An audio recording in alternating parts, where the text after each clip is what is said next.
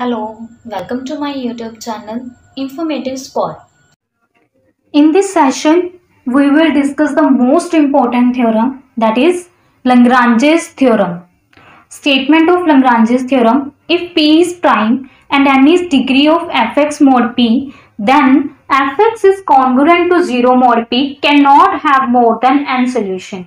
अगर हमारे पास P कोई प्राइम है और जो fx mod P की जो डिग्री है वो कितनी है n, then fx congruent to 0 mod P के n से ज्यादा सोल्यूशन नहीं होंगे, राइट। इसका कोई सोल्यूशन हो भी सकता है और नहीं भी हो सकता, लेकिन अगर कोई सोल्यूशन है तो वो सॉल्यूशंस n से ज्यादा सॉल्यूशंस नहीं होंगे, राइट। तो इसे प्रूफ करने के लिए फर्स्ट ऑफ ऑल आपको पता होना चाहिए कि fx जो ये लीनियर पॉलिनोमियल कॉन्ग्रुएंस होती है ये क्या होती है।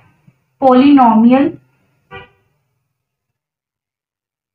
कॉन्ग्रुएंस, पॉलिनोमियल कॉन्ग्रुएंस fx क्या होती है कि summation i is equal to 0 to n ai x i। तो इसका मतलब जब इसको ओपन करोगे तो क्या आएगा, a0 plus a1 x1 plus a2 x2 plus up to सोन an xn। तो ये fx की हमारे पास क्या है, डेफिनेशन है, राइट। जो ये होती है क्या होती है, पोलिनोमियल कॉन्ग्रुएंसेस। इसमें क्या होता है कि जो ये an होता है is not congruent to 0 mod m। तो इस अगर ये an not congruent to 0 mod m, किसी भी mod m में हम बात कर रहे हैं, तो देन इस जिस पे भी an जैसे a0 a1 a2 जितना n होगा उतनी इस fx की क्या होती है, डिग्री होती है। अब इस fx की डिग्री हमें कितनी गिवन की हुई है, n। दैट मीन्स इसमें कितनी टर्म्स होंगी, n टर्म्स होंगी, और सब इसमें टोटल डिग्री कितनी बनेगी इसकी, n डिग्री, राइट। तो सबसे पहले आपको ये पता होना चाहिए था कि पॉलिनोमियल कॉन्ग्रुएंसेस क्या होती है। देन हमें क्या गिवन कर दिया कि जो fx की डिग्री है वो कितनी है, n। हमें प्रूव करना है कि इसका जो सोल्यूशन होगा, या तो इसका कोई सोल्यूशन होगा नहीं, अगर होगा तो n से कम होगा, n से ज्यादा कोई इसके सोल्यूशन नहीं होंगे। तो ये मैथमेटिकल इंडक्शन से हम प्रूव करेंगे। मैथमेटिकल इंडक्शन को आपको पता होगा 3 स्टेप में प्रूफ होती है। सो फर्स्ट स्टेप होता है कि for n is equals to 1, for n is equals to 1, n is equals to 1 का मतलब कि जो fx की जो डिग्री है वो कितनी है, अब n नहीं है, n की वैल्यू हमने क्या पुट कर दी, 1। That means fx mod p की जो डिग्री है वो कितनी है, 1। देन fx किसके इक्वल आ जाएगा हमारे पास, एक कांस्टेंट आता होता है हमारे पास, राइट, ax प्लस b के। एक कांस्टेंट था दैट इज a0, तो 0 से स्टार्ट होता है, n की वैल्यू 1 है, तो ये 0 टर्म आ गई, और ये कौन सी टर्म आ गई हमारे पास, फर्स्ट टर्म आ गई। और इसमें क्या होता है कि जो a है is not congruent to 0 modulo p, right. जो a होगा वो किसके कॉन्ग्रुएंट नहीं आएगा, 0 मोडुलो p के। अभी जो मैंने लीनियर कॉन्ग्रुएंस पॉलिनोमियल कॉन्ग्रुएंस आपको बताई है उसमें बताया था ना कि अगर इसकी डिग्री इतनी है तो इसका मतलब क्या होगा कि जो ये वाली टर्म है is not congruent to 0 mod m। तो मैंने m बताया था, लेकिन अब हम किस में बात कर रहे हैं, p में, तो इस यहाँ पे क्या आ जाएगा, mod p। अगर ये not congruent to 0 mod p है देन दैट मीन्स a और p की जो जीसीडी है वो कितनी आएगी हमारे पास, 1 आएगी। अब आपने थर्ड चैप्टर में पढ़ा होगा कि जो लीनियर कॉन्ग्रुएंसेस हम सॉल्व करते हैं, सिंपल लीनियर कॉन्ग्रुएंस हमें गिवन की हुई है तो हम उसके सोल्यूशन कैसे चेक करते हैं, राइट। तो हमारे पास एक होता है ना कि यहाँ पे भी इक्वेशन होती है x plus B is congruent to some equation mod, जिसमें भी हम बात कर रहे हैं, राइट। सपोज मोड 5 में बात कर रहे हैं, तो हम क्या करते हैं, इन दोनों की जीसीडी चेक करते हैं। वो जीसीडी अगर इस टर्म को डिवाइड कर रही है देन मीन्स जितनी उसकी जीसीडी है उतने उसके क्या होंगे, सोल्यूशन होंगे। ये वाली थ्योरम आपने की होगी कि जितनी हमारे पास जीसीडी आएगी लीनियर कॉन्ग्रुएंस में उतने उसके सोल्यूशन एग्जिस्ट करेंगे, राइट। तो a और p की, ये fx फंक्शन आ गया, मोड p में बात कर रहे थे, a और p की जीसीडी कितनी आ गई हमारे पास, 1 आ गई। मतलब इसकी जीसीडी जितनी आएगी उतने हमारे पास क्या होंगे, सोल्यूशन एग्जिस्ट करेंगे, राइट। देन यहाँ से हमारा प्रूफ हो गया कि fx के जो सोल्यूशन, इस इक्वेशन का जो सोल्यूशन होगा हैज ओनली 1 सोल्यूशन। ये कैसे प्रूफ हुआ, क्योंकि इनकी जो जीसीडी है वो कितनी आई है, 1 आई है, राइट। तो इसका मतलब अगर आपने ये सम किए हुए हैं कि अगर हमारे पास जीसीडी 1 आती है दैट मीन्स इसके कितने सोल्यूशन एग्जिस्ट करेंगे, ओनली 1 सोल्यूशन एग्जिस्ट करेगा। इसका आप एक एग्जांपल भी टेक कर सकते हो। Suppose 18x is congruent to 30 mod 42। तो हम क्या चेक करेंगे, 18 और 42 की जीसीडी, राइट। और इसकी जीसीडी कितनी आएगी, 18 और 42 की जीसीडी आ जाएगी हमारे पास 6, और 6 किसे डिवाइड करता है, 30 से, राइट। इसकी जीसीडी 6 और 6 इसको डिवाइड करता है 30 को। तो इसका मतलब अगर इसको डिवाइड करा तो इसकी जितनी जीसीडी उतने इसके सोल्यूशन एग्जिस्ट करेंगे। ये आपने की हुई है सबसे पहले, राइट। यही हमने यहाँ पे अप्लाई किया। एफ जो ये 18x है, क्या है इसकी जगह, ax plus B which is congruent to 0 modulo p, और यहाँ पे p लिख दिया। a और p की हमें जीसीडी पता लगी कितनी है, 1, और ये 1 हमारे 0 को डिवाइड करेगा। दैट मीन्स इसके सोल्यूशन जितनी इसकी जीसीडी उतने इसके सोल्यूशन एग्जिस्ट करेंगे। Now second part, second first n is equal to 1। Second हम क्या लिख सकते हैं कि let us assume that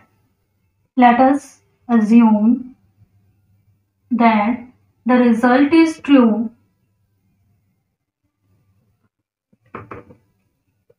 for degree less than equals to n minus 1।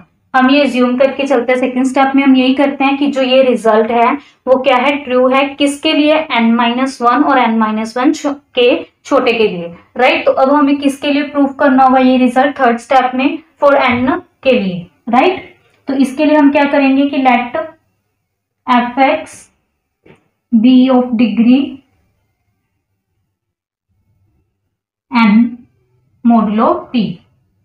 इसकी डिग्री हमने सपोज कर ली n है, राइट। अगर इसकी डिग्री n है दैट मीन्स हम सपोज करते हैं कि इसका fx is congruent to 0 mod p का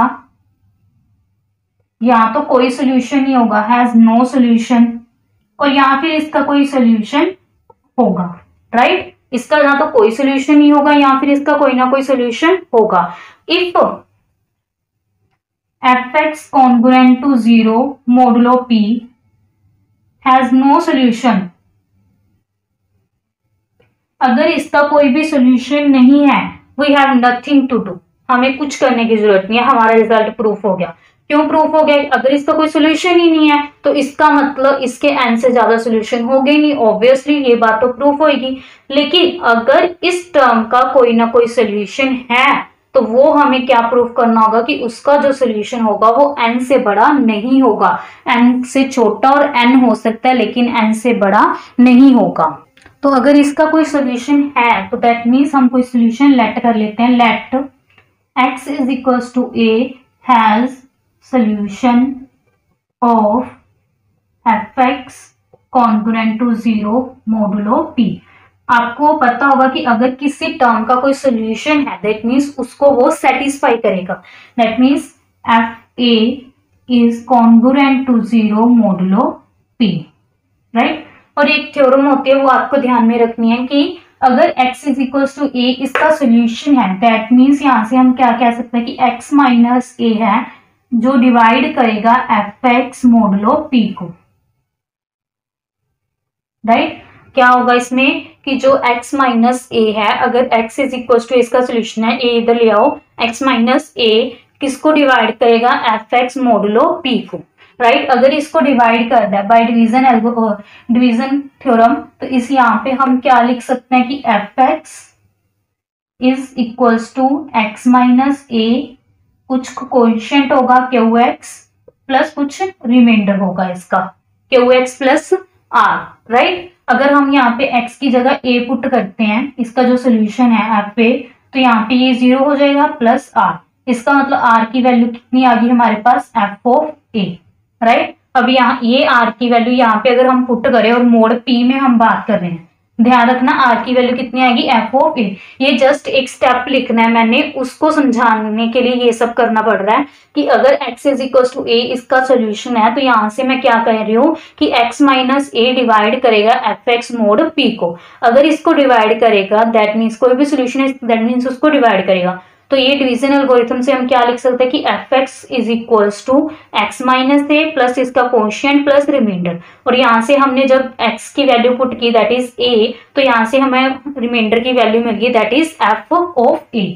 तो fx की हमारे पास क्या वैल्यू आ गई, x minus a qx plus F of A, right. अब अगर हम मोड पी में बात कर रहे हैं, राइट, तो ये ए तो क्या है, not congruent to zero mod P था हमारे पास, तो एफ ऑफ ए क्या हो जाएगा, इसको मोड पी में ही मर्ज हो जाएगा। तो इसका मतलब जो ये एफ एक्स अगर कॉन्ग्रुएंट में बात करें तो किसके कॉन्ग्रुएंट आ जाएगा, X minus A Q X mod P, right. तो ये टर्म किसके कॉन्ग्रुएंट आ जाएगी, ये तो नॉट कॉन्ग्रुएंट है, और कॉन्ग्रुएंट किसके आ जाएगी अगर मोड पी में बात करें। आपको ध्यान में होगा कि अगर इसकी डिग्री n है तो मैंने एक बात बताई थी कि जो a होगा is not congruent to zero modulo p, right. तो इसका मतलब यहां से हमने अगर a नहीं है तो f ऑफ a भी नहीं होगा। अगर मोड p में कॉन्ग्रुएंस की बात करें तो एफ एक्स किसके कॉन्ग्रुएंट आएगा, इस टर्म के कॉन्ग्रुएंट आ जाएगा। तो एफ एक्स किसके कॉन्ग्रुएंट आ गया, X minus A Q X mod p में। बुक्स में सिंपल ये स्टेप लिखा हुआ है तो इसको समझाने के लिए ये सब मुझे करना पड़ा, राइट। तो ये आपको ध्यान में रखना है कि ये टर्म होगी, और यहाँ से हमने ये रिजल्ट सारा निकाला कि एफ एक्स किसके कॉन्ग्रुएंट आ गया, X minus A Q X modulo p, right. तो अब जो ये क्यू एक्स है ना, इसकी जो डिग्री होगी हमारे पास वो डिग्री कितनी होगी, n माइनस 1 डिग्री होगी। एक डिग्री इसकी बनेगी और इसकी डिग्री टोटल कितनी बनेगी हमारे पास, n माइनस 1। दैट मीन्स एक integral polynomial Q x exist करेगा, क्योंकि जो ये वाली टर्म्स होती है हमारे पास, r की जो डिग्री होती है हमारे पास वो क्या होती है, लेस देन, इस टर्म से लेस देन होती है हमारे पास, राइट। जो r की डिग्री होगी इस टर्म से क्या होगी, लेस देन होगी। तो इसका मतलब जो ये क्यू एक्स है उसकी डिग्री कितनी होगी हमारे पास, n माइनस 1, राइट। तो इस क्यू एक्स की जो डिग्री होगी वो कितनी होगी, n minus 1 mode p। Q x is of degree n minus 1 modulo p, right. तो इस क्यू एक्स की डिग्री कितनी आ गई हमारे पास, n माइनस 1। ये क्यू एक्स की डिग्री याद रखनी है। अब हमने क्या किया था, सिर्फ एक सोल्यूशन एग्जिस्ट की मान के चले कि इसका कोई ना कोई सोल्यूशन एग्जिस्ट करता है, that is x is equals to a, इसका कोई सोल्यूशन एग्जिस्ट करता है। तो यहाँ से हमने ये स्टेप किया और यहाँ से हमें क्या पता लगा कि जो ये क्यू एक्स है उसकी डिग्री कितनी है, n माइनस 1। अब हम सपोज करके चलते हैं, पहले हमने सपोज किया था कि इसका एक सोल्यूशन है x is equals to a। अब हम सपोज करते हैं कि इसका एक अनदर सोल्यूशन है, that is x is equals to b, right. इसका कोई एक अनदर सोल्यूशन भी एग्जिस्ट कर रहा है अदर देन a के बजाय कोई एक another solution x is equals to b exist कर रहा है। अगर इसको एग्जिस्ट कर रहा है दैट मीन्स इसको सेटिस्फाई करेगा, f of b is congruent to zero modulo p, right. इसका क्या आ गया, F of B is congruent to zero modulo p। अब हमारे पास एफ एक्स की किसका कॉन्ग्रुएंट था, x minus A Q X mod p में, राइट। अगर यहीं पे हमें एफ ऑफ बी की वैल्यू निकालनी है तो कितनी आएगी, which is congruent to x minus A sorry x B minus A Q B mod p। ये वैल्यू आ जाएगी एफ ऑफ बी की, राइट। तो ये किसके कॉन्ग्रुएंट आ गया, that means b minus A Q of b is congruent to zero modulo p। ये टर्म बन गई, दैट इंप्लाइज कि इस अगर ये दो टर्म्स के product congruent to zero mod p है, दैट मीन्स इनमें से या तो फिर ये congruent to zero mod p होगा या फिर ये congruent to zero mod p होगा। b और a क्या है, डिफरेंट वैल्यूज हैं, अदर देन a लेके चल रहे हैं, that means b is not congruent to a modulo p। b a के कॉन्ग्रुएंट नहीं होगा, दैट मीन्स क्यू भी क्या होगा, congruent to zero modulo p। तो यहां से हमें क्या पता लगा कि जो क्यू एक्स है उसका एक सोल्यूशन है, has a solution that is b, और ये b सोल्यूशन किसका था, एफ एक्स का। दैट मीन्स कि जितने भी एफ एक्स के सोल्यूशन आएंगे अदर देन a को छोड़ के, ये कोई और सोल्यूशन लिया, a में तो ऐसा नहीं हुआ था, b से लेके जितने भी सोल्यूशन हमारे पास आएंगे वो सारे क्यू एक्स के सोल्यूशन b होंगे, राइट। तो मतलब एफ एक्स के जितने भी सोल्यूशन होंगे अदर देन a, वो सारे सोल्यूशन क्यू एक्स को भी सेटिस्फाई करेंगे। इसका एक अनदर सोल्यूशन लिया हमने तो वो क्यू एक्स को भी सेटिस्फाई कर गया। तो यहां से हमें क्या कंक्लूजन निकला कि जितने एफ एक्स के सोल्यूशन होंगे वो सारे क्यू एक्स के सोल्यूशन भी होंगे। और क्यू एक्स की डिग्री कितनी थी हमारे पास, less than equals to n-1। तो दैट मीन्स कहने का fx की जो fx की जो डिग्री होगी, यहां से हमें क्या पता लगा वो कितनी होगी। एक तो इसका सोल्यूशन क्या है, a है, राइट। और एक सोल्यूशन जो qx के सोल्यूशन होंगे, qx के सोल्यूशन कितने आ गए हमारे पास, n-1। जहां तो इसके सोल्यूशन n-1 होंगे या फिर इनसे कम होंगे। तो इसका मतलब fx के सोल्यूशन भी कितने होंगे, अगर qx के सोल्यूशन n-1 है, दैट मीन्स fx के सोल्यूशन भी कितने होंगे हमारे पास, n-1 प्लस जो एक फर्स्ट सोल्यूशन a वाला सोल्यूशन मिला, दैट मीन्स एक तो n-1 जो qx के सोल्यूशन आ गए और एक जो फर्स्ट सोल्यूशन हमें मिला था, राइट। तो इसका मतलब टोटल fx की जो डिग्री आ गई वो कितनी आ गई, n आ गई। और n से कभी भी बढ़ेगी नहीं, क्योंकि जितने भी इसके सोल्यूशन आएंगे वो सारे सोल्यूशन इसको सेटिस्फाई करेंगे qx को, और qx की डिग्री कितनी है हमारे पास, लेस देन इक्वल n-1। तो दैट मीन्स इसका एक फर्स्ट सोल्यूशन और इसका ये सोल्यूशन दोनों मिलके हमारे पास fx की डिग्री कितनी आ गई, n आ गई, राइट। तो यहां से हमें क्या पता लग गया कि जो fx is congruent to 0 modulo p cannot more than n solution, इसके n से ज्यादा सोल्यूशन नहीं होंगे, राइट। जहां तो इसके सोल्यूशन n होंगे या n से कम होंगे, लेकिन n से ज्यादा सोल्यूशन इसके नहीं होंगे। तो ये थी हमारी लैग्रांजेस थ्योरम। अगर